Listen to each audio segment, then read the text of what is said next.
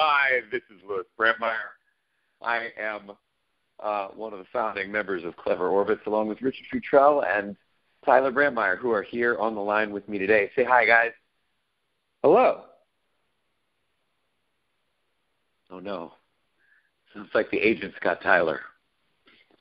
Well, it's all right, Tyler. So it goes. Thank you for the reference. So, let's just jump right in, shall we? The code at the beginning in the sequence seems to have a lot of density. Actually, before we say that, this film I remember just really enjoying, right? When I was in high school, I saw it with Colin McIver, Sacrament's teacher, and his film club that he started. And I just remember loving that movie because of the end being so confusing and disorienting. And, I just felt sort of pulled forward and challenged by trying to figure out what the hell this movie meant and what was going on with it. So that is actually, it's like a mystery novel. It really is. And we were talking before this, very astutely observing your experience is orthogonal to whatever experience you've had previously. There has literally not been any time when you have seen this film that hasn't been giving you a radically different experience than the one that you had before. Is that correct? Something like that is what you said? That's accurate. And I have data on that because I watched this movie twice in the last year, and I took extensive notes both times on what I was thinking about. And I can look at my notes from now and I can look at my notes from then, and they're totally different. So this is a movie that grows as one feeds it. Exactly. Yeah.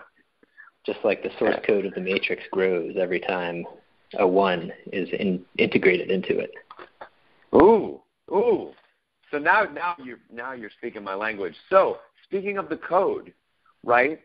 We were talking before. You were about to explain how the code can be as dense as it appears in the opening sequence. Well, what were you going to talk about with that? Oh, I think implementing code like that is not hard. The problem is just that no human would be able to read it. So in terms of our current modern programming languages, it would be silly. But if you want to build a program that's as complex as the Matrix, it's going to have dense code like that. It's going to have to be very high bandwidth. And it's okay that humans can't read it because humans aren't supposed to read it. Only machines are supposed to read it. So I think that's what's going on there. It makes me really curious, like, how the humans are able to read it. Yeah, that's one of the things I think is a little sketchy. I think the humans should find it completely incomprehensible. But there you go. And also, so it also points a flashlight on this question of how much of what they learn in the Matrix that gets loaded into them, you know how Neo knows Kung Fu, right? Yeah. How much of that is actually only accessible to their digital avatar, and how much of that remains within the scope of their brain when they leave the Matrix? Yeah, here's the thing. So you know that Smith can cross the barrier in this movie. Yeah. He can infect a person in the real world too. And I think what's going on is that what he's really doing is he's infecting those plugs that plug into the brain. You have to figure a lot of the code that runs the Matrix probably actually lives in those plugs that go into the human brains. And, the code that Neo et al. Are generating in order to control the Matrix, that's also playing out inside those plugs. I think, so my take on the Agent Smith reproducing himself outside the Matrix was that he basically is able to shift the neural pattern that was represented by the digital avatar. Like he basically, whenever, so this would make more sense if you'd seen Dollhouse. In Dollhouse, they have this process called imprinting. And if you, consider your personality structured as it is at this point in your life right now as a net vector and statistical distribution very precisely of subtle alterations to neurons in their activation and in their collective firing patterns, right? This is going to go back to philosophy of mind, right? The brain is the mind, and the mind, the identity theory, right? And Sure. And any experience that the mind has is explainable in terms of specific brain states. And the whole Churchland thing, oh man, I can't believe we're going back here, but here we are. The Patricia Churchland thing of eliminative materialism, such that all brain states will eventually be explainable with reference to specific, all mind states will be explainable with reference to specific patterns of brain activation, such that we won't actually even need the folk psychological, so they call it, term of the mind anymore to reference anything. Like, it'll just be brain states. And so in Dollhouse, they take this quite literally. The personality at any point in time, and the personality adapts through time. It evolves and shifts and changes, and new memories become available as growth and development occurs. Like, they become representative changes in that encoding. And so the personality is just an encoding upon the neurons, and encoding or a configuration of the neurons. So what I think actually happens, and in Dollhouse you can wipe people and turn them into dolls. You can take their original personality, turn it into an external electronic representation that can then be placed back on afterwards. And while they're dolls, they get other personalities imprinted onto them, and those other personalities are basically contract prostitutes, but more than prostitutes. Like, it's a whole personality created just for you. So they're not just having sex with you if you want. They're, pretending to be your best friend, or maybe they are the personality of your dead best friend. Anyway, this is a whole other thing. Eventually, we'll do Dollhouse on this podcast, but that's where I get this notion that all Agent Smith really needs to do is alter that digital representation such that what gets re-imprinted through the plug, right? Because that's how it gets in there. Is a new personality. It's a different personality. And in fact, he just effaced or wiped the personality of Bane, which it strikes me as kind of odd and interesting. One thing that I saw about him was he looks initially, even before we see Agent Smith, very much like Agent Smith, which could have been, maybe Agent Smith picked someone who he thought looked similar to him, right? But before, what's that? Go ahead. Maybe someone who looks similar to him will have similar physiology to his simulated physiology in the Matrix, and it'll be easier for him to hack. That's good. That's good. You'll also notice in the very opening scene where they're underground talking about the 20, however many Sentinels are coming for them. 3. One for every, what's that? 3 Sentinels. No. There's one for every man, woman, and child in Zion. There are at least 4 people in Zion, Richard. Maybe as many as 12. In that scene, you see everybody's got sunglasses, except Bane has these, not sunglasses, but they're opaque, like yellowish things. So there's something different. I read that as them saying that there was something different going on with him from the very beginning. So anyway, yeah, I think that whole situation of Smith coming out of the Matrix is really fascinating.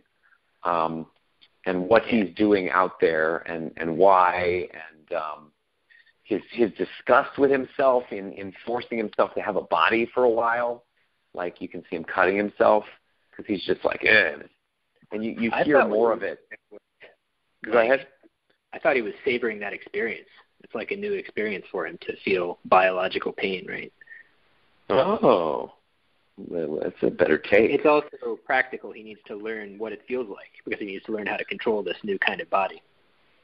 That is really, really incisive. I appreciate that. So that's like the first thing is about the code. There's a nice explosion. The Matrix code is really pretty. It was another just very simple aesthetic judgment I had. There is this sense of Trinity fighting the same way that she fought in the first film. She fights some peons, and then she fights an agent. And then this whole faith versus doubt and skepticism theme that runs throughout the whole thing. There's this religion, basically, that's grown up around Neo because of his special powers. And I found myself considering, like, how would I act if I were a Messiah? Like, if I suddenly just had special powers that were unique and people started attributing to me superstitiously even more special powers. Like, he doesn't have the power to bless people outside of the Matrix. My daughter, she's on the Gnosis. Please help her. Now, I mean, he's just like, okay, well, I guess I got to give you a couple seconds attention in order to be polite, but I don't actually, I can't make a difference here. So that whole situation was weird and fascinating.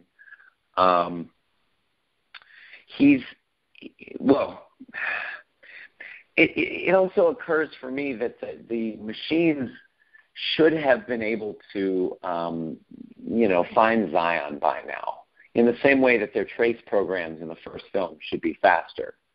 Sure, so, but Zion's a honey trap, right? The what? Zion's a honey trap. Explain. They know where it is. They're just trying to build people up there so they can wipe them out, or at least that's what the architect implies. Huh. Oh, they're trying to get everybody to be there, is what you're saying? Yeah, in one place. Very convenient. Huh. Well, yeah, if you want to take the ball and run with it for a second, what else do you have? Well, on Smith, I think a really interesting thing is that when he attacks Bane inside the Matrix, the way that he infiltrates Bane's body looks the same as it looked when Neo was exiting the Matrix in the first movie, with this like mirror fluid, this mercury-like fluid spreading over the body. And what that says to me is that, whatever hack they're using to get people out of the Matrix, Smith basically rediscovered that and repurposed it to his own aims in order to turn it into something that would allow him to reprogram people's brains or plugs or whatever. He, what did you call it? He, the last episode you were talking about the type of hack. Yeah, an exploit. He exploits their exploit. Exactly. And I think part of why he's able to do that is that he has had Neo inside of him. So when Neo went inside of him in the first movie, I figure he changed and altered Smith's code, left some bits of his own code in there. What is Neo's code? Well, Neo's code includes, as part of it, that exploit for breaking out of the Matrix. Oh, cool. Yeah, I was curious about that. So what I'm even more curious about is how did Agent Smith come back? Why was his program able to reboot and regenerate? Like, what is the function of his program in relation to the overall Matrix? Well, I figure, back to this topic of what did Neo leave inside of Agent Smith in that weird incident when he went inside of him? Well, part of Neo's character is his indomitable will not to die, right? And so that is part of what went into Smith, I think. And it turns into Smith coming back, and it turns into Smith uncontrollably reproducing himself, because now he has this urge to live that he got from Neo, but he didn't get the rest of it, like the urge to care about other people and the urge to find meaning in life or whatever. And so now he just keeps on living and living and living and making more and more copies of himself. They say this in the commentaries too. He is basically the virus that he makes fun of humans for being. Yeah. Yep. He consumes every natural resource. There's no longer an equilibrium with the environment. Yeah. Well, and there was another question that I had, which is, how did Neo know that that it was an agent's ear? I guess it was an agent's earpiece. That's like I wonder what Neo was thinking when he found in that little envelope an agent's earpiece, and agents are coming. It's interesting. And then there's this other thing that I noticed for the first time, where the Oracle says, you have the sight, Neo. You are seeing the world without time. That was very interesting. So what I took from that eventually was because I was curious why he was having those dreams. How can he have those dreams? Those dreams are picture-perfect representations of the future of what almost happened in the Matrix, or some iteration of what maybe has happened in the past. Maybe the previous Neos, well, actually, the architect implies this with the videos, that the Matrix has repeated with so much specific precision that it wasn't another one. It was Neo. It was Thomas Anderson 6 times. Oh, you think those videos were videos of previous ones? Yeah, I think so. Well, there are more than 6 of them. Yeah, that was interesting to me. And he says the Matrix has only repeated 6 times, though, and that there's this prime protocol. Oh, he might be. Interesting. You know, we have no reason. I think one of the really interesting things that happens in this movie is that it really opens up the universe, because it introduces the idea that the stuff we heard about the universe from the previous movie is lies. And that means that the further information we get from the architect, that could also be a lie. There's 6 previous matrices, who knows? Is there only one matrix? Maybe they're running multiple matrices in parallel, who knows? And of course, we'll eventually get to the discussion about what if the real world is also inside another matrix. So the possibilities of what's going on here just explode. Yeah, I'm not sure that I like to defer first off to this idea that people are lying. It is. It's better not to assume that. I mean, it's easy when you don't have any other options, I guess. But I think the architect doesn't strike me as particularly trustworthy. He has a purpose, which is to make Neo integrate his source with the source of the Matrix, and he will do whatever he needs to do to make that happen.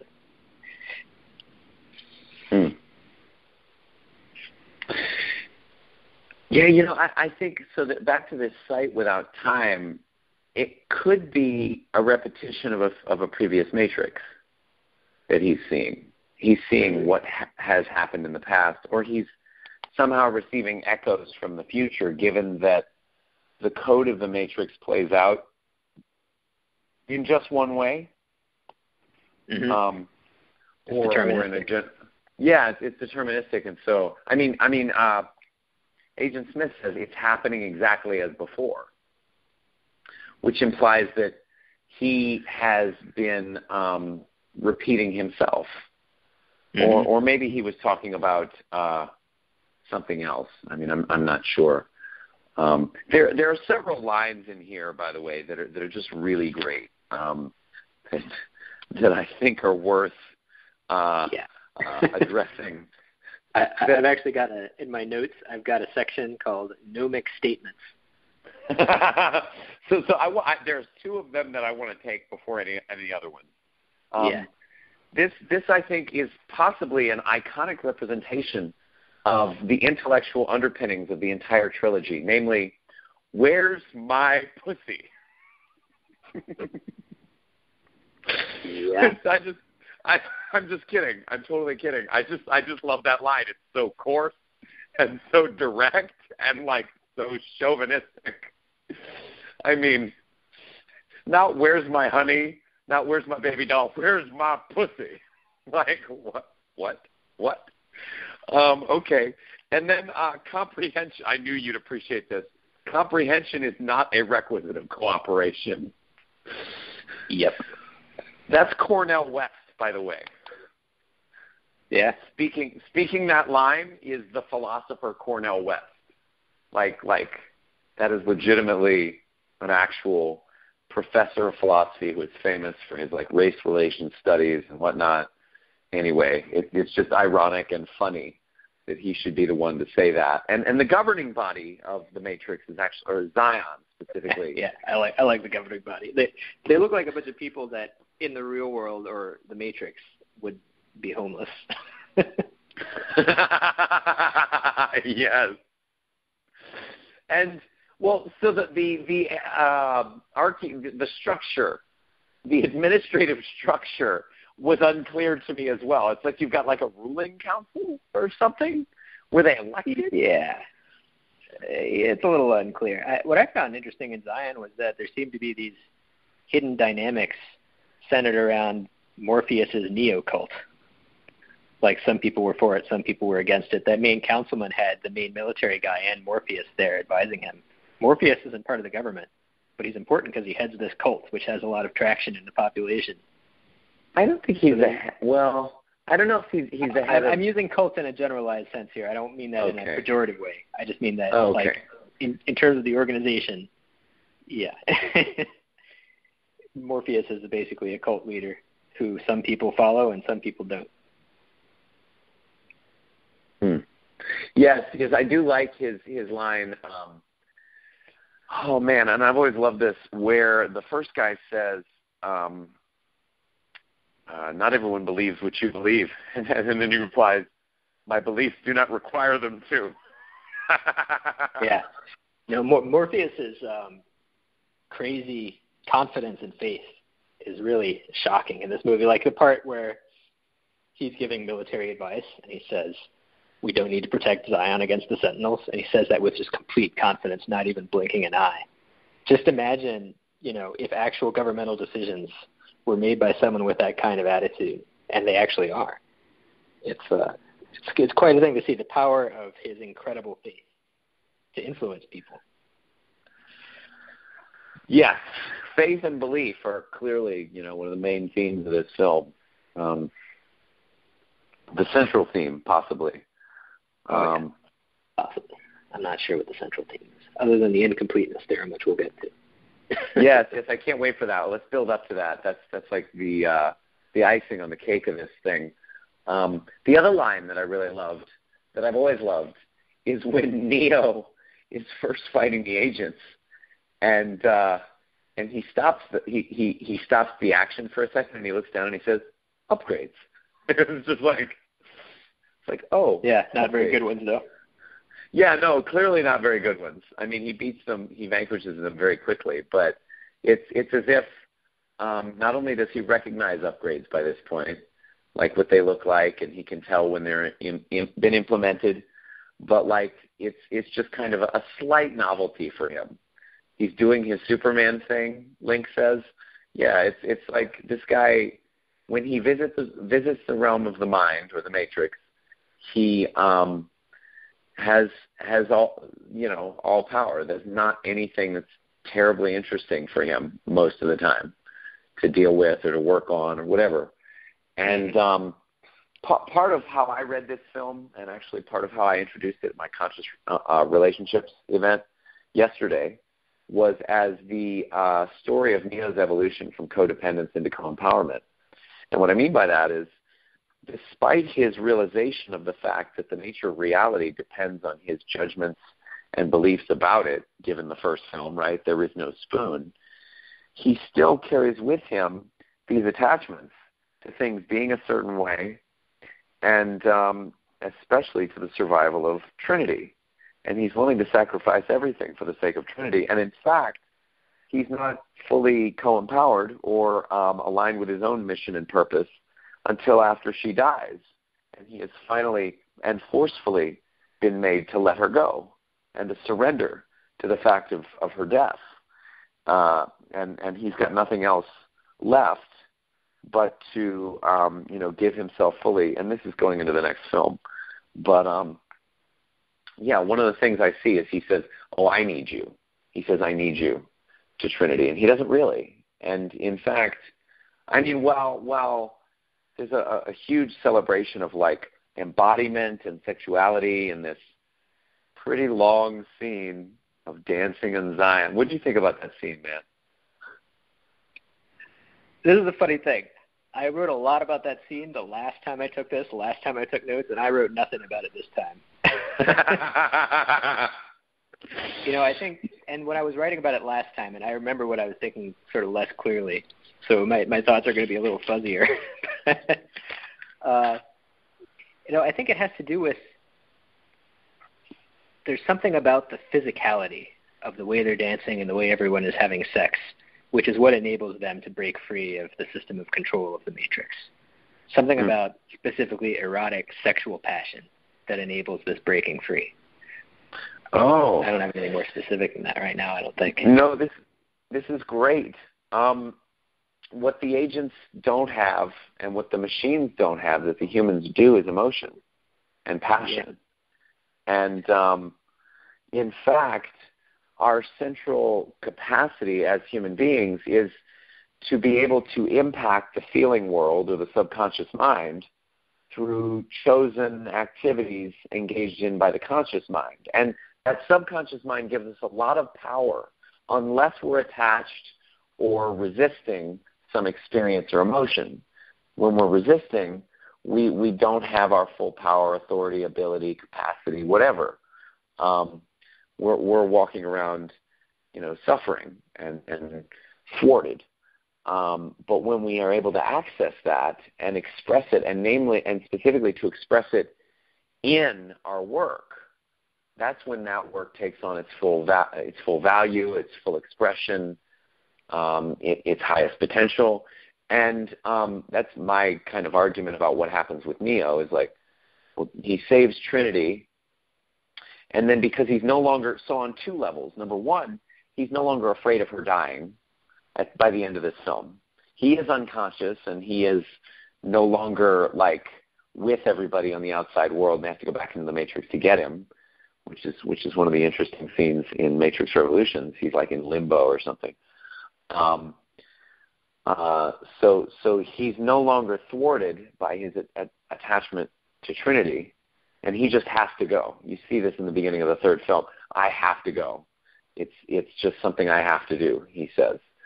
But he also is able to let Trinity go to an extent where he's not just broken up by it. Like, he's not just destroyed and taken fully off course.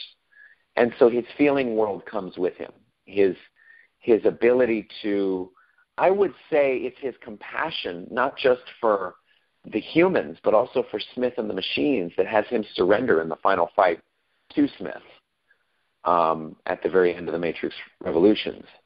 I want to assert that. That's reading a lot into just a few subtle gestures and facial expressions and lines of dialogue. But however, that's I think the point of the third film. The third film is the maximally ambiguous semiote in the meaning-making procedure that is interpreting and understanding this trilogy. And so there's a lot that you have to supply as the viewer.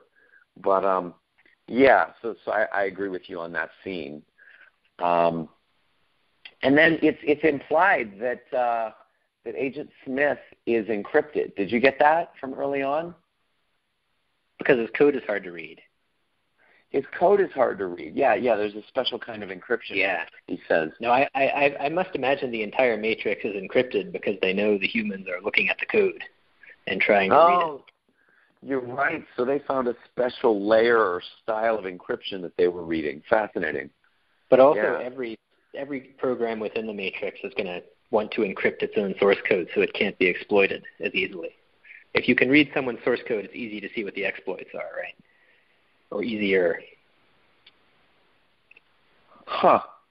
Yeah, I think it's interesting that when you think about human behavior and how little we understand about our own motivations, it kind of makes you wonder if what part of what our brain does is encrypt ourselves from ourselves.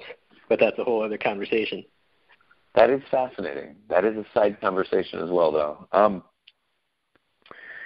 So, did you notice that Neo is basically wearing a cassock like a priest? No. That's priestly garb. That's what they're wearing. So there's a sense of him being like a holy or a spiritual leader that he, I think, has owned for himself, at least within the Matrix. Maybe. Or maybe he just feels like he looks good in that. I don't know. I think that the costumes are carefully chosen. Or I'd like to assume that they were trying to represent something through that. I was curious how the prophecy came down to Zionites, but I think the prophecy probably came back from the Oracle. The speech, Morpheus' speech, "We are still here." I love that. I absolutely love that. Let us shake these caves. Yes. And then it was kind of fuzzy when he was talking about let's make them remember, like the machines. I mean, like they aren't going to be able to hear you unless they've got surveillance.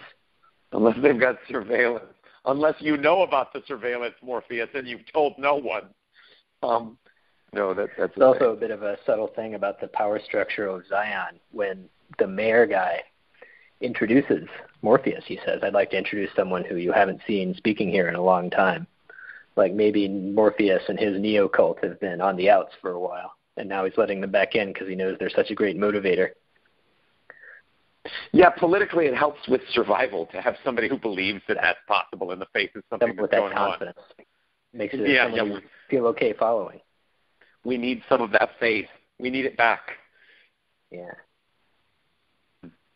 So in that same space, and actually this is really like vibrant for me, and I think this is the beating heart core of the film, is and finding a way to contextualize it for myself such that it's not a need.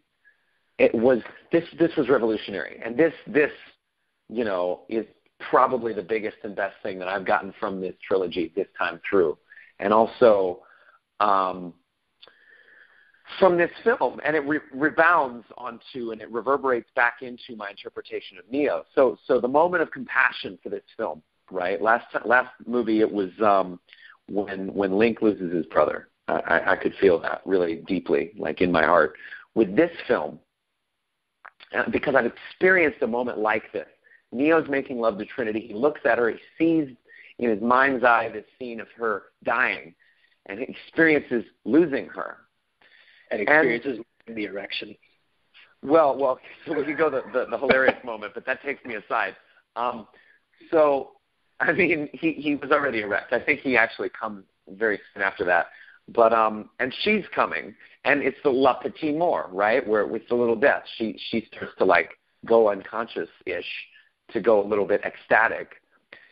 And so I've had moments like this where there's such a depth of intimacy and love for another human being that you look at them and you have this feeling of like, my God, I don't want you to die.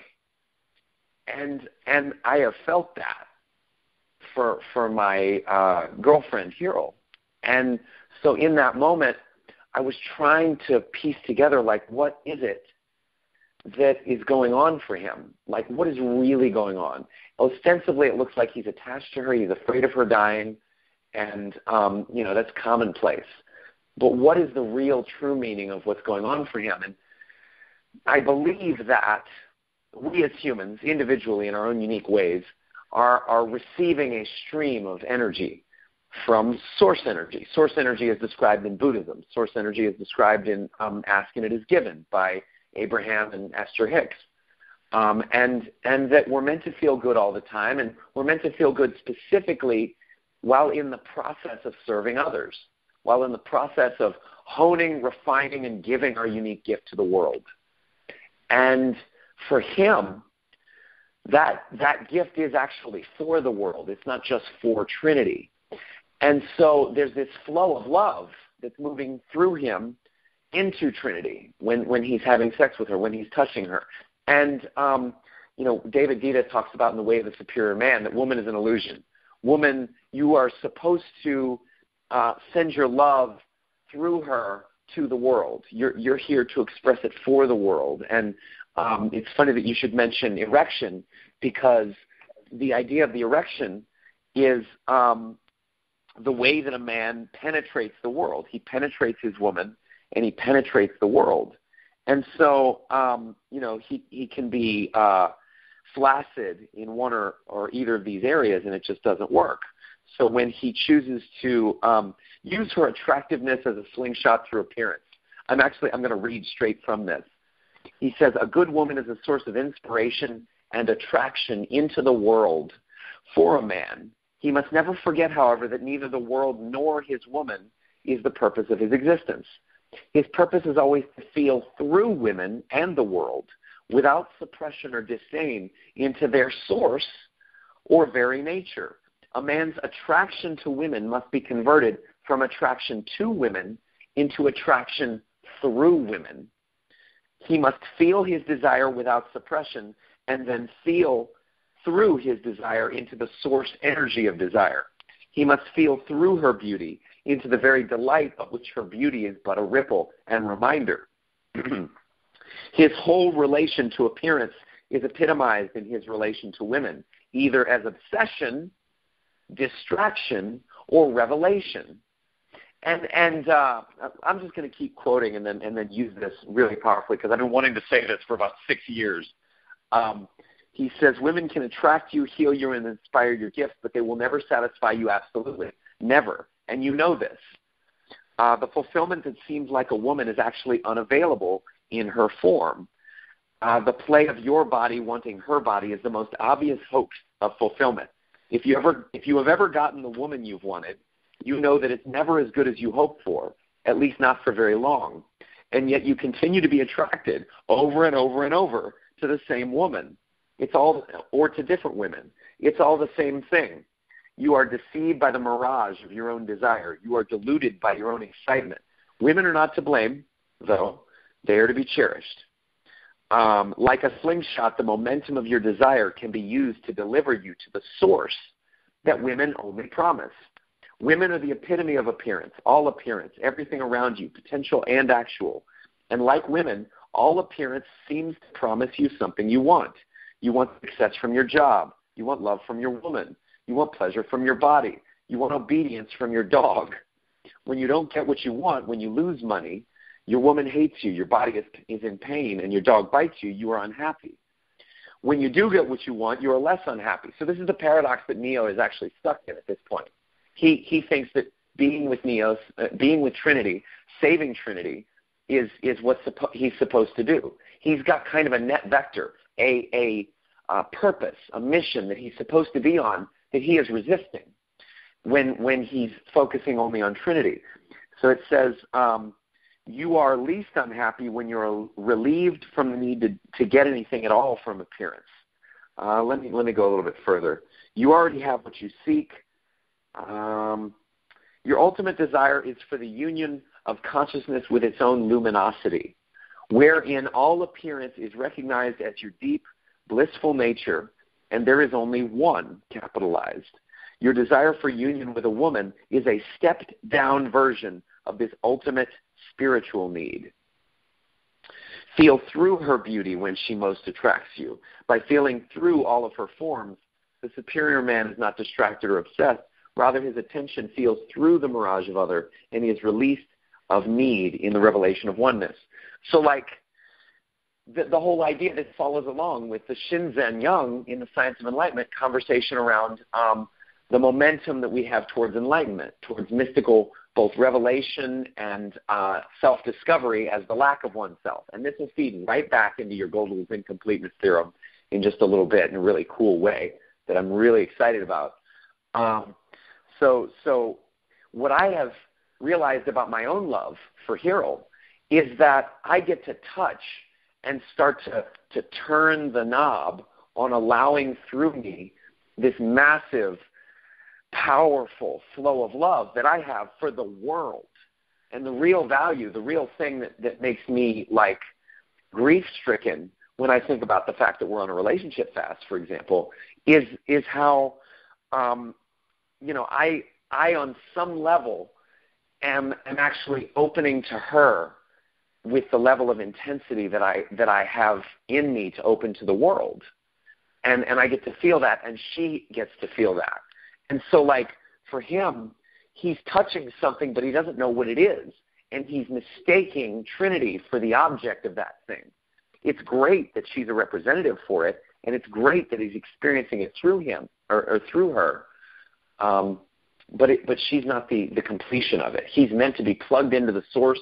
He's meant to transmute and transform the whole of the matrix for the machines, for the humans, for Agent Smith, who, interestingly, is nowhere to be found after the Matrix Revolutions ends. I like to think he reset again, and maybe he turned into some sort of a good program. But, I think my opening salvo came late, huh, Richard? Is that what you're hearing? It was certainly a salvo. Thanks for sharing that. That seemed quite. Yeah, you're welcome. You're welcome. Yeah. I was also struck by that scene in this particular watch through, and it's just when they're having this great intense sex. It's deeply physical and passionate and loving, and then suddenly there's this flip, and you're seeing Trinity dying in the Matrix with that green tinge. It's just bam. It's just an emotional, like, slug to the chest right there, that moment. And I think, this is something I didn't appreciate when I saw the movie, when I was a middle schooler in theaters. If you deeply love someone, then you've experienced that fear of loss. And that fear of loss becomes something that can be destructive, profoundly destructive. It dominates him. Yeah. Yeah, and I think the fact that it's represented by the Matrix and that green tinge highlights the fact that that fear is part of the mechanism by which he is controlled. Ooh, that is wow. And it's in his mind. It's a thing in his mind. It's an illusion in his mind. In his mind. Maybe it's even in his plugs. Huh. Yeah. So that's a whole sort of realm. I feel like we've done good work on this thing so far. I like the relationship between Kid and Neo, right? His name is just Kid. He doesn't actually have a name, which is kind of interesting that he didn't take one after he left the Matrix. However, what's going on with him is he's playing out this classic quintessential relationship of every student to every real teacher. Every real teacher, you gain access to whatever power they have by believing in them first. Belief in that teacher allows you access to a store of faith that might not initially exist in you. However, it can turn into this slavish devotion and putting someone on a pedestal. People like Morpheus initially is a representation of this completely unskeptical faith in very specific sets of propositional content about the nature of what the one is and what it means and how it works. That turns out to be wrong. Turns out to be simplistic.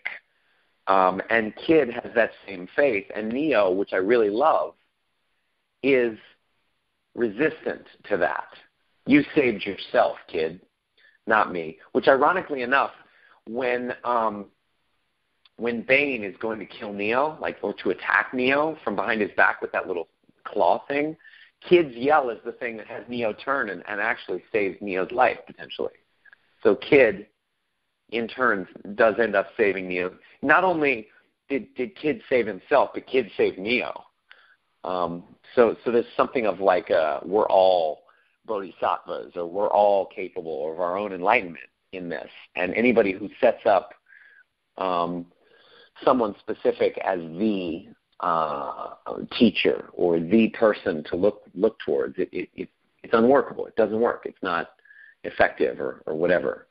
I thought Zion was pretty majestic, epic, and beautiful. What'd you think of the city and the visuals? I thought it was great, and it was something that I really wanted to see from the way they talked about it in the first movie. Do you know, I had this version of the movie on my computer that I downloaded in high school called The Matrix De-Zionized, where they actually edited out all the Zion scenes from Reloaded and Revolutions. Apparently there's a group of people who just hate the Zion scenes or something. Were you aware of this? No, and I have trouble imagining seeing the film from that perspective. Yeah, I watched it. I was curious. I watched it in high school, not recently. But yeah, there's apparently a contingent of people out there who just hate Zion. I'm not one of them. I thought Zion was cool.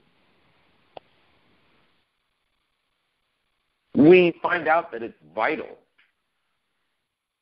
at least as far as the commentaries are concerned. The world of the body, the world of blue, so to speak, is it's something that gets integrated and then transcended. It's a source for attachment that keeps us from honoring or fulfilling our purpose and expressing our gifts and love for the world. And in fact, it is a honeypot trap set by the machine.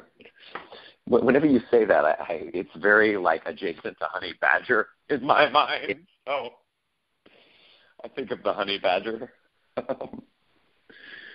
Oh man. So I thought it was interesting to see both the cake, that this really like kind of sick and perverted Merovingian. I never realized, you know, in all the times I've seen this film, for some reason, this was the first time I noticed that the Merovingian's kind of a sick bastard. Like, I'm going to write a code to make another program really horny, and I'm going to go exploit that horniness and get her to give me a blowjob. Was that one a program or a human? We aren't sure. That actually would have been even more perverted if it were a human. So this thus begins the realms of sexual perversion illustrated by the Wachowski siblings. In the next film, we'll get people just straight up dressed in sub and dom black leather fetish outfits in Club Hell in the beginning. But then again, those are all people in the Merovingians club. So maybe it's just him who's perverted. Or maybe he is the embodiment of their perversion. I'm not sure. Have you ever seen Bound? No. Sounds like a BDSM movie. Well, it's really beautiful, actually. It's a really beautiful, profoundly elegant film about a lesbian, highly sexual romance. So that they are that way. And there's nothing wrong with that, of course. I mean, I really appreciate that. In fact, I was deeply aware of my love for makeouts when I was watching this movie. When they make out in the elevator, so sexuality is a visceral, important quality to being human, and it's you know, what is it he says? If we try to repress or ignore our own instincts, we're repressing and ignoring the very things that make us human. Mouse says this in the first film. Which is more an argument than anything else. I'm not sure that I necessarily agree with that. What is it Nietzsche says? Humanity is something to be overcome. Man is something to be overcome. And that is the nature of man, to overcome man or to transcend himself. In that same sort of realm, it stood out to me this line, such a thing is not meant to last, which was more said out of spite than real philosophical disquisition. But like this thing, it struck me that from the existentialist, materialist perspective, love really is such a thing not meant to last, right? Love is this thing that we share. We are two brief candles coming together to light a little brighter for a while on the dark stage of life, and then we go out, right? That's it. So that was interesting to me. I thought it was interesting. I noticed one of the other operators has that same good luck talisman that what's her name gives to Link. That at one point he says, "Oh, fuck it," and he puts it on. Remember? You know what I'm saying? Yeah. So it implies like not just and I like we don't have just white people. It's very clear we've got white, black, brown. This film is very clearly a representation of multiculturalism and also multi-religionism. You get everything from this animistic, talismanic, magic kind of good luck practice, which can't possibly come from the same religion as Neo. Like if you believe in Neo, Neo's the source of that power, not like something that he's touched necessarily. Maybe it was a relic. Maybe that is why these little pieces of silver are lucky. Or maybe they're just lucky unto themselves. I like to believe that there are many different coexistent religions in Zion. And then, there are a lot of little subtle things that I really appreciated. So what did you think about the authentication process with Sarah? He says you never know someone until you fight them. Well, I think the way that authentication process worked was that it was known that that guy could beat any machine. Therefore, anyone who could beat him must be the one.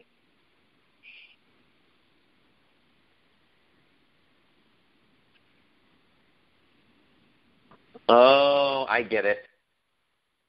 He was designed in a certain way. He's the machine that's known to have the best fighting ability. The only thing that could possibly beat him could not be a machine.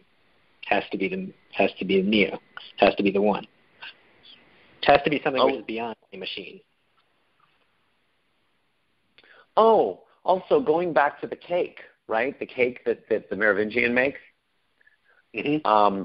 It reminds me both of the licorice that Oracle gives Neo in this film, which I don't remember. I don't think we see him eat it. I think we see him like look at it, maybe a little skeptically, and then we also see the.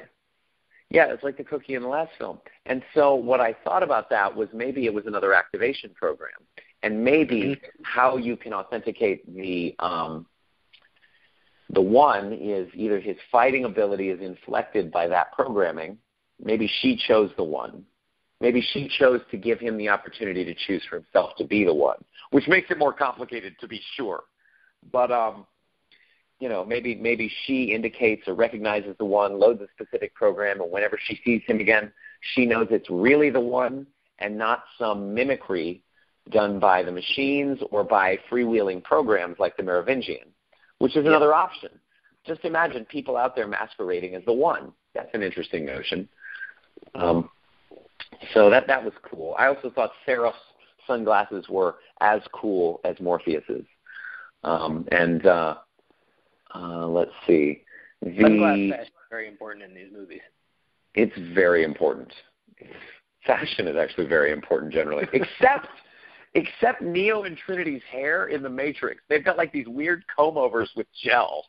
I was just like, what woman would do that to her hair? And why would she do that given any possible hairstyle in The Matrix? So that was weird for me. As we're coming up on this conversation with the Oracle, we hit another one of these gnomic statements. The Oracle says to Neo, you already made the choice. You just came here to understand why. What's going on with that? What do you make of that line?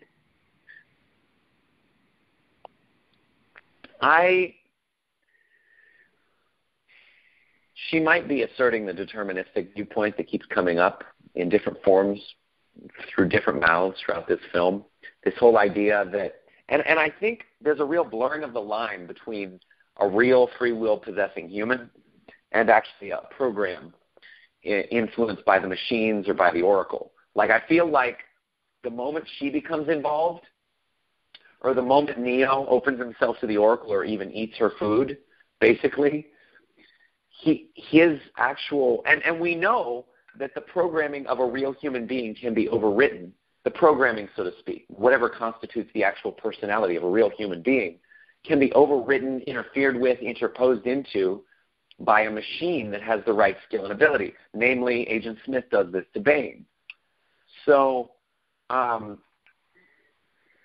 it strikes me that to some extent, possibly, the program of the one is imprinted as much onto a human personality and inflects that personality from the Matrix to the outside as Neo has the ability to change the Matrix from within.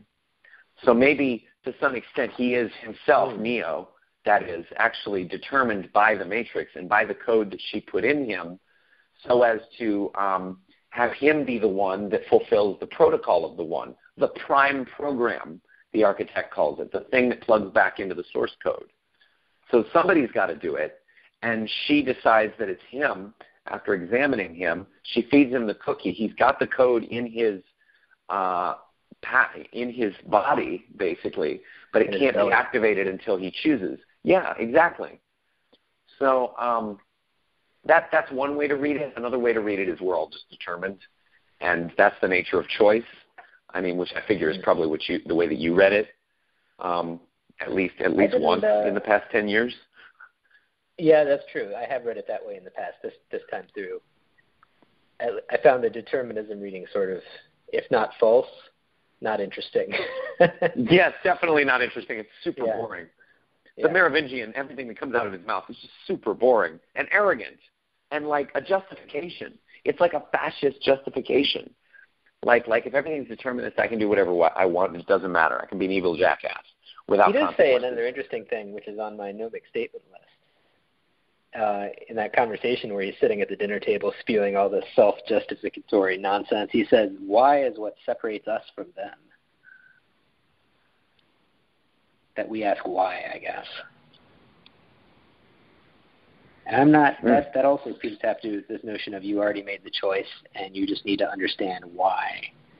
There's something about these programs justifying themselves, finding justifications for themselves that sets them apart, that sets humans apart. It's on my Nomic statement list because I haven't really integrated it myself yet. Consider that integrated source code yet. Yeah. I get that. That's funny. I consider that humans are the machines that make meaning of their existence. Yeah. We are machines just like the machines are machines, except we are machines that question the nature of reality and are trying to figure out what it means to be who we are. Mm-hmm. And so we're continually coming up with contexts for our experience. We're continuing to frame our experience and to make either meaning of it or to unmake meanings or whatever. And what separates us from mere machines is, I would adventure to say, the fact of that process going on and the fact of our ability to meaningfully impact and be involved in that process. Why is what separates us from them, because he who has a why can endure any how, Nietzsche says.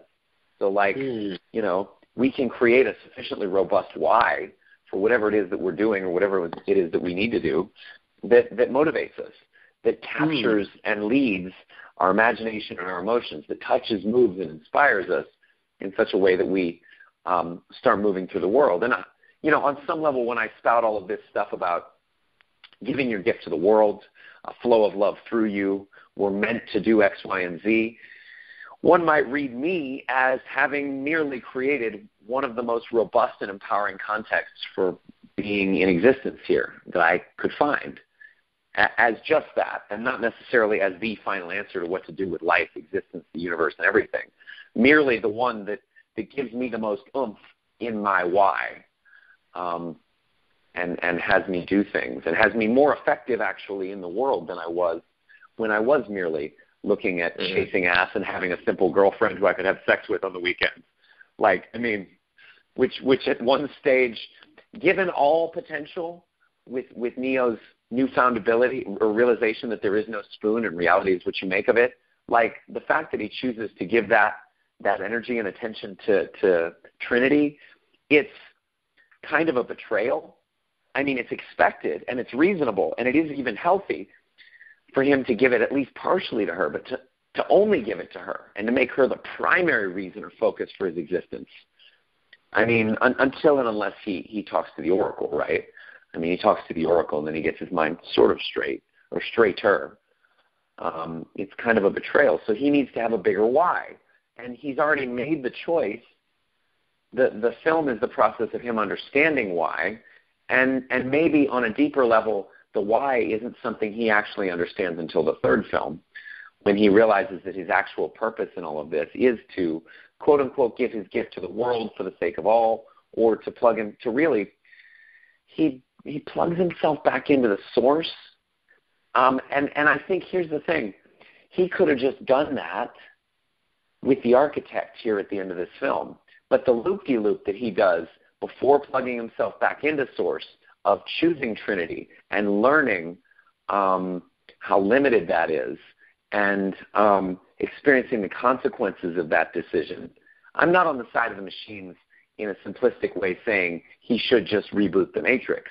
No, I'm saying like every part of the journey is valuable, and he does also have to go back to source, because through the whole thing he's developed this ability to make a choice. He's learned why to make that choice and from what motivational, contextual, spiritual, even energetic angle to make that choice in such a way that it benefits everyone. What he brings to that choice is different at the end of the third film. In fact, it's kind of in the first in all three films, he's confronted with this moment where Smith almost kills him, or Smith dissolves him. Smith, which is this absence of meaning principle, right? Smith is the denial of meaning. Smith has been freed for the realization that there is no spoon himself to some extent, but Smith doesn't see any value in anything. He doesn't affirm any value or meaning in any action. And set against the backdrop of no objective value in the universe, no inherent meaning to anything, that choice that Smith makes is as valid as Neo's. There is no meaning. All of life, the purpose of life is to die, Mr. Anderson, he says in Revolutions. So it's totally natural for him just to want to reproduce and control everything. And Neo, on the other hand, makes the judgment that something is valuable. Life is valuable. Something is worth fighting for, namely Trinity, namely Zion, namely the freedom of individuals. And at the same time, Neo feels like he's dying, is the quote he says about when Smith is consuming him. So it's the experience of death. It's the experience of the loss of self, or the sense of the coherent self, right? That is, I would say, tantamount to the mystical experience. He's afraid of losing himself. And by the third film, it's the same thing he's confronted with. Agent Smith is trying to kill or annihilate him again. And this time, he's willing to accept, embrace, and not resist both the nihilistic principle and also his own death, and also the merging of himself, his inner and his outer, to where he's no longer just the person Neo. He's no longer just the self Neo.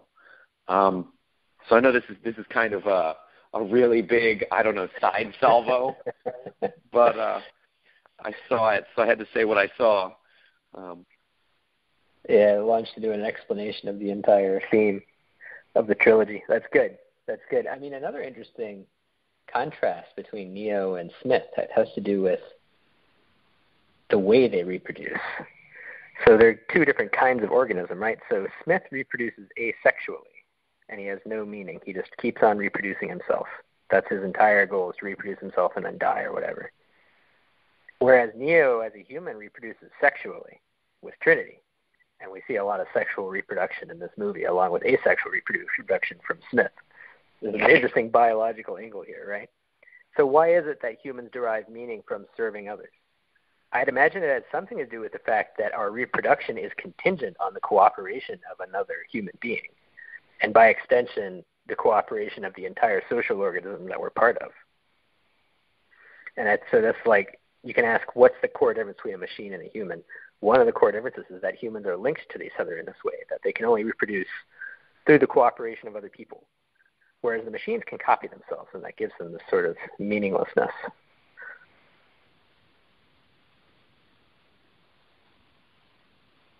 The founder is wise. to quote DS9, you're one of the founders here. So that's one of my notes from my previous watch through. Really? The founder is wise? The last watch through, almost everything I wrote down was about sex. This time, almost everything I wrote down was about logic. I wonder what that says about how my life has progressed. You were smoking a lot more back then, right? No, I'd say that's been about the same.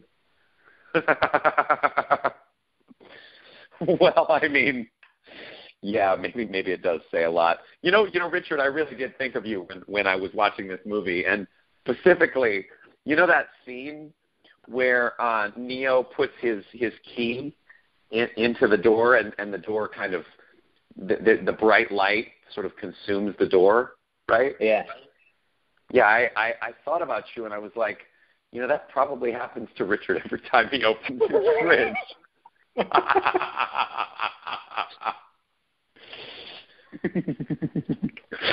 So anyway, I pretty much live in a world of existential Lovecraftian dimensions. where your fridge gets increasingly brighter after you open it.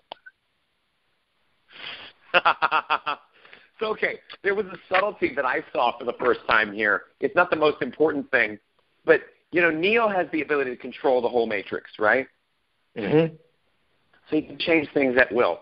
And when he's fighting 100 Smiths, which is actually a really beautiful dance, this time I was really present to martial arts as a certain kind of dance, and I thought it was just really cool. when he's at the end, near the end of that fight, you hear him throw Agent Smith into a bunch of other Agent Smiths, and the noise that gets made is that noise that gets made when a bowling ball hits a bunch of bowling pins. And I just thought to myself, like, that isn't just the authors or the sound design people having fun. That's literally Neo, because he's having fun fighting Agent Smith. He decided to add a sound effect. That was my story anyway. Something I really liked in that fight was the moment when Smith just looks basically at the screen and he says, "More."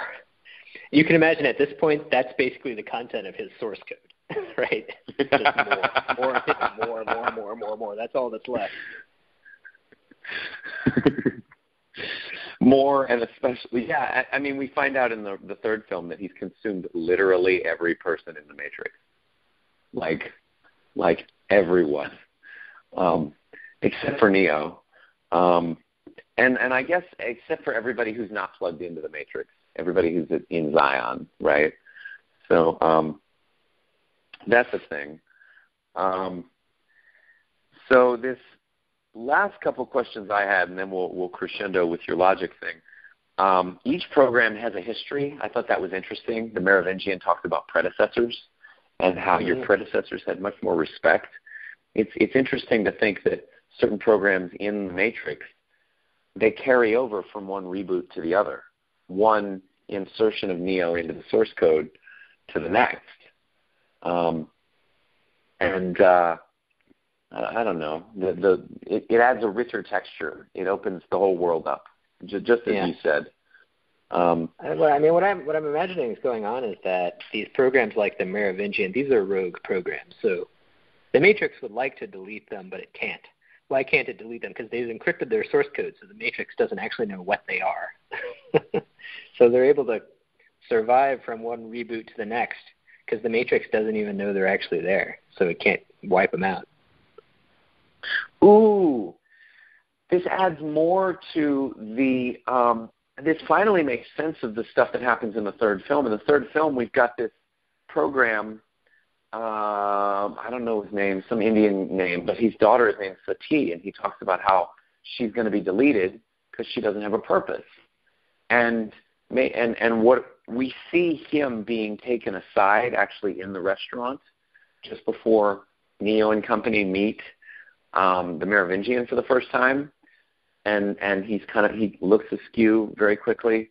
It's a very, very quick reference. And like the idea, so I think I'm beginning to understand what the world of the Matrix is that these programs inhabit. Like these programs are subsisting within the Matrix, right? They are not on the side of the agents. They're not on the side of the humans. They're on their own side, and they want to get as much as they can in the realm of the Matrix. And actually the Merovingian skill with his own programming, interesting that these things program other things, is on display with that cake. And I had never seen that before. I'd never fully theorized or cognized what was going on there. But you're right. It's kind of like these, it's like the Wild West. Like there are no rules in these spaces where these programs actually subsist. And program tagging programs, like Neo says. Yes, exactly. And he's kind of like in awe or wonder or confusion about that. Yeah, the impression I got was that he was like not really getting it. He was just sort of nodding along in that conversation. But that's okay. Required. I think that was more his acting, right? I mean, Keanu Reeves should have looked like he understood better. I noticed that Trinity, or Carrie-Anne Moss, has a lazy eye, which I really appreciated. Because you have one? Yes. And so did Leibniz, and so did Jean-Paul Sartre. Nice. Which means a lazy eye is actually a sign of an incredible virtuosity of intelligence. Yeah, that follows. That's a good story. And then, so what did you think about the line, "There are levels of survival we are prepared to accept"? Yeah, I'm just not convinced that the machines really rely on the humans for energy. Yeah, So here's the thing. Maintaining the story there. Yeah, I think I definitely agree with that. Like from the earlier film, that if there's a level of survival they're prepared to accept. What that means is, that, again, like they're using, and we thought it was the Matrix itself that they're using all that processing power for. But if they are using humans as an expanded or an extended neural network to do complex computations, I like to believe there's something more interesting that the artificial intelligences are actually after, something more interesting and more specific and alien and weird that they're trying to accomplish with all that processing power. This is the question. This is the core question. What are the aliens what are the machines computing with the Matrix? Why are they running this simulation? What are they computing? I have got a hypothesis. Please. What are they computing in the Matrix? They're computing the one. They're trying to compute the thing that they cannot predict and cannot control. Because that is, by definition, the most interesting thing to them, right? Everything else they can predict, right? So when Neo is standing in that room with all the TV monitors around him and the architects talking to him, I think what those TV monitors show are the Matrix's predictions about how Neo might react. And as long as Neo reacts different than those predictions, that means he's outside of their control and outside of their prediction. That means that his source code that he's generated with his brain represents something which is new to them. And I think that's what they're trying to harvest in the Matrix. I think the Matrix is a giant operation to harvest one, basically. These things that are, by definition, interesting. And this is where we get into the incompleteness theorem. So let's do it. So just to remind our viewers, the incompleteness theorem is this really shocking discovery from symbolic logic from the 30s by this guy, Kurt Gödel. He discovered that all axiom systems are incomplete. So there was this big program of mathematicians who wanted to find a set of axioms that they could use to prove everything that could be proved. And the incompleteness theorem says that's impossible. Give me any finite axiom system and I can find a statement which is true but which cannot be proved within that system. And what are those statements? The interesting thing is that those statements are actually basically versions of the paradox of the form, this sentence is false. They're these self-negating statements. But anyway, the point is that every mathematical system of understanding is limited. There's always going to be some object it can't understand. From the perspective of control, that means that every system of control, there's always going to be some object that the system can't control, and it's going to be one of these objects that has this property of self-negation. Why is that true? Well, if you can predict something, you can control it, right? Prediction is control in some sense. And it's always going to be the case that there's always going to be this something beyond what you understand, something beyond what you can control. So imagine you are an all-powerful machine. What are you going to be doing? You're going to be trying to expand your domain of comprehension and control. Eventually, there's going to be nothing left for you to do in your life other than to try to find these unprovable statements that are generated by the incompleteness theorem. You're going to be trying to generate these things you can't control and predict, and then take them and integrate them back into yourself, because after you do that, you can control and predict them, right? That makes sense so far. So, I think so. If I've got my system of axioms, there's something I can't predict with my system of axioms. Well, I can just take that thing and make it a new axiom and add it to myself, and then I can predict it and control it just fine. Now, then will show up some other thing I can't predict and control, but I can keep on growing my axiom system in this way by generating these things that I can't predict and control. And what's that process going to look like? Like, if you imagine a machine that's just running this computation, trying to find these bits of uncontrollable information, what's that computation going to look like after like 1 million years? Eventually, all the low-hanging fruit's going to be gone. The only way you're going to be able to find these things is by doing something really complicated, like maybe simulating an entire universe until you can find one guy that you can't control, one guy who generates some source code that you can't understand in your system of axioms. and then you integrate it into your source, and you redo the whole thing and run it again to try to generate another one. This is like the end game for machine intelligence. Like any growing living thing is eventually just going to be doing this. And, that's why I think that's what's going on in the Matrix. Maybe not at the level of the actual machines we see, under the assumption that they've only run this for 6 iterations. There's also the possibility that, the, quote, real world in this movie actually is just another simulation. So this whole world we see with the machines and the humans might be part of some other big system whose goal is to harvest ones, to generate Neos. It could be recursive, too. There could be several layers or levels, or, as you said earlier, running in parallel. This is actually really fascinating. This is the best interpretation of a motivation for the machines I have heard, hands down, in the history of these films. And I think it also has to do with this question of what is the demiurge? So remember, in Gnostic philosophy, there's this idea that we live in this physical world, which is a black iron prison, which was created by the demiurge in order to get something out of us. In this case, what the demiurge is actually harvesting from us is our will, which is our uncontrollability, right? That's the thing that really distinguishes us as humans, as higher order animals. And this demiurge is something that exists. This demiurge that's harvesting our wills as part of this program of completing its axiom system. This is something that exists logically. It exists like in the logical structure of reality because of the incompleteness theorem. So like you can imagine levels of recursion, levels of simulation. So Neo is in the Matrix is inside some other simulation, that one's inside some other simulation. You're going deeper and deeper and deeper in the levels of simulation at the bottom.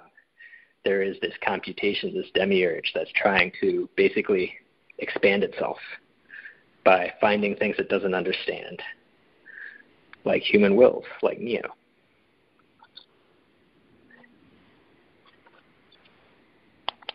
Well, I think you've provided a really succinct, clear answer. I mean, this is good work.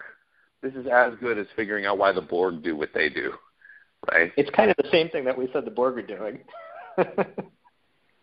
Yeah, actually, it's almost exactly the same thing.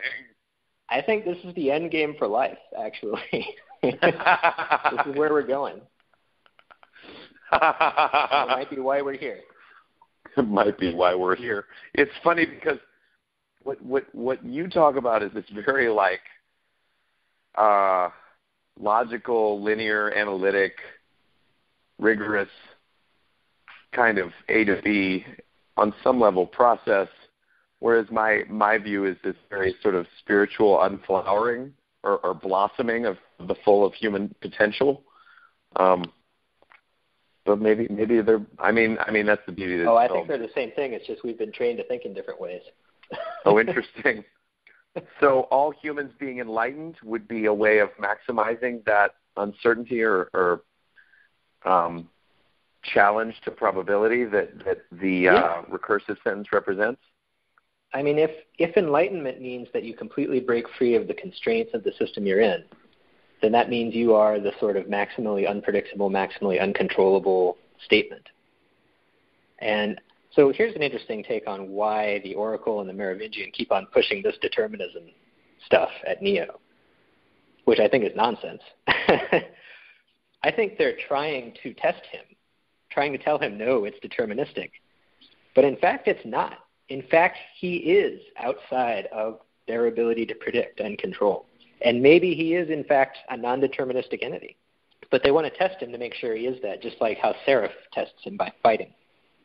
And the architect's another form of test. He thought that he could control Neo by, setting up this weird dichotomy trolley problem involving Trinity, and it turned out that didn't work either. I am really sad because we've finally encountered a trolley problem, and Steve is not here. We'll have to have him listen. We'll have to let him know at time index whatever to check in and hear about the trolley problem in the Matrix. It's funny. I didn't even realize that was what was going on there. That it was it's the trolley one of these problem. ethical dilemmas. Yeah, no, totally. And the architect has a really interesting conversation. He says, Basically, he says that your social emotions which bind you to other people are part of the system of control that was built into you. And now our plan is to use it to control you, just like you were designed to do. And he talks about how you can even see the chemical reactions taking place in Neo's brain. And when I heard that before, I thought he was just being ridiculous. But, he probably actually can pretty much see into Neo's brain. He's a program that's hooked directly into the Matrix, right? And the Matrix, Neo's brain is hooked into the Matrix. Exactly, yeah. So for the architect, Neo is just a chemical reaction. Nevertheless, a chemical reaction which is beyond his ability to predict and control. So that's what I think those TV screens are, basically. The TV screens are the predictions, and the extent to which Neo deviates from the predictions are the extent to which he's valuable to them. And, another idea... Oh, that's good. That's actually really good, because there are more than 6 different things that happen on those screens. So the other option is that they might actually be running many matrices in parallel. And that's a little dodgier. That requires more assuming that they're lying, as you say. Well, also, it requires more processing power. It does, but I assume they've got a lot of processing power. Well, if it takes a lot for one, we assume it would take a lot for all of them, right? And if the whole anyway, yeah, it's so interesting, and it's kind of recursive that we've come down to this. The Matrix is a neural network for processing, figuring out how to control all things through a representation that specifically references the one. So they're using the processing power of humans to produce the Matrix, to understand the one, to cognize the one, and to return it to the source code, thus giving them greater power over all things. Did I get that right? Yeah, that's great. And then it's going to happen again, because there's always going to be another one, because you can't. That's the incompleteness theorem. Well, here's the other thing about the end of the trilogy, though, is that they it seems like, and this is just from a very slight comment from Sati, the little girl at the end who comes back to life, is that it seems like everybody is the one afterwards, which is a real nightmare, we must assume, for the machine. Because now Sati, who is a machine, a program, she makes the sunset, and she makes it for Neo. I did it for Neo, she says. Oh, that's very pretty, Sati, the Oracle says. So things have definitively changed. And I don't know. I really liked the angle on, and I'm really excited and curious to see what you think about the Golden Code. Because the Golden Code changes everything. I haven't seen Revolutions in a long time. I've watched Reloaded over and over again, but I haven't seen Revolutions in a long time, so I'm looking forward to it a lot. Oh, man. Yeah, I actually plan on watching it right after this. I'm so excited about these films right now. Yeah. Yeah, well, awesome. There's this question of what does the happy ending look like? Given all our thoughts about what the Matrix is for, how could there be a happy ending? At a high level, and we can talk about it more when we get to Revolutions, I think a happy ending is a state where, the interests of the demiurge and the people in the simulation are aligned in some way. And that's my hypothesis right now. Wait, repeat that? I need to process that again. Like the happy ending is a state where the interests of the demiurge, which is running the simulation, and the interests of the people in the simulation are aligned in some way. So yes. There isn't a clash of incentives. So the way it is now, there's a clash of incentives because the demiurge is trying to control and the people are trying to break free of control. Mm-hmm. And Revolutions, I guess, having not seen it in a while, my hypothesis is that it's going to point the way towards a way to get out of that situation. One would hope.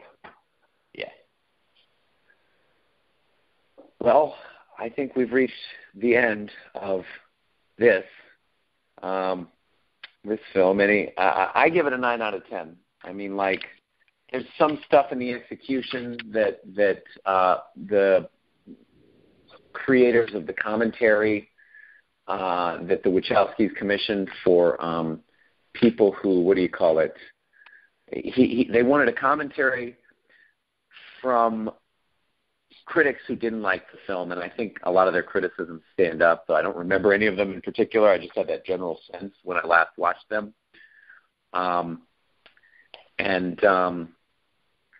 Yeah, I think it's a solid, decent. Maybe, you know what? Just to be a little generous, it's a 9.5 even. I was going to give it a 9.5. Yeah, because there's always more to be gotten from this. And actually, you know, considering our rating scale, right?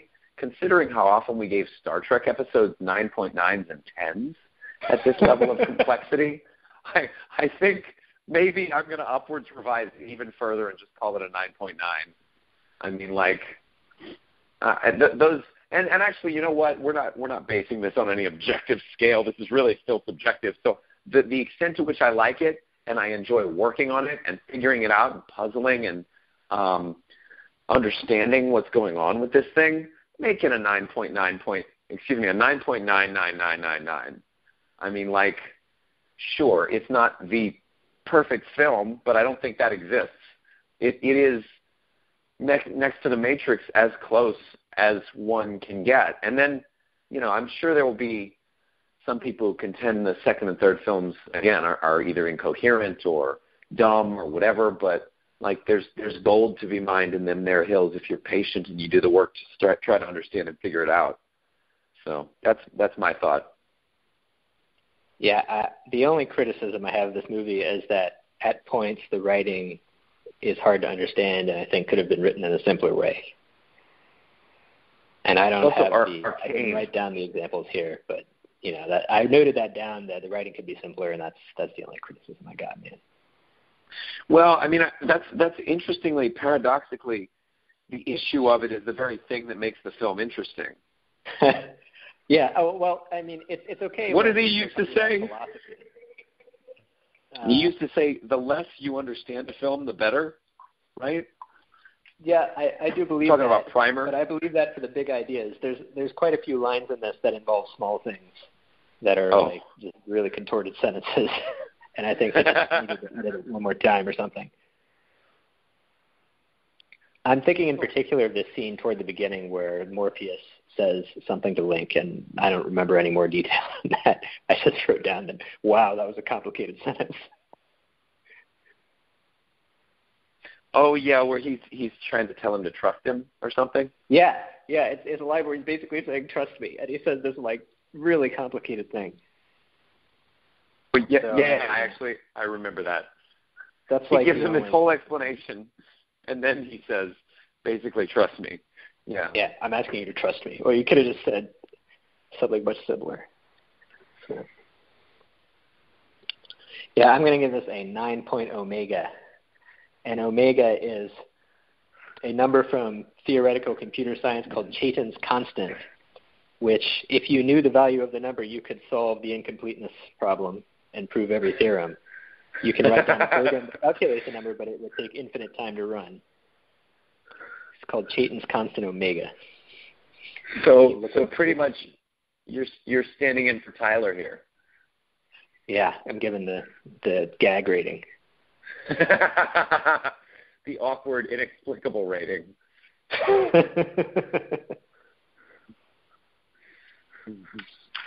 Yes. Well, good. Richard, truly and totally, as always, a pleasure and great work. Excellent work, man. You too. It's been great talking to you about this movie.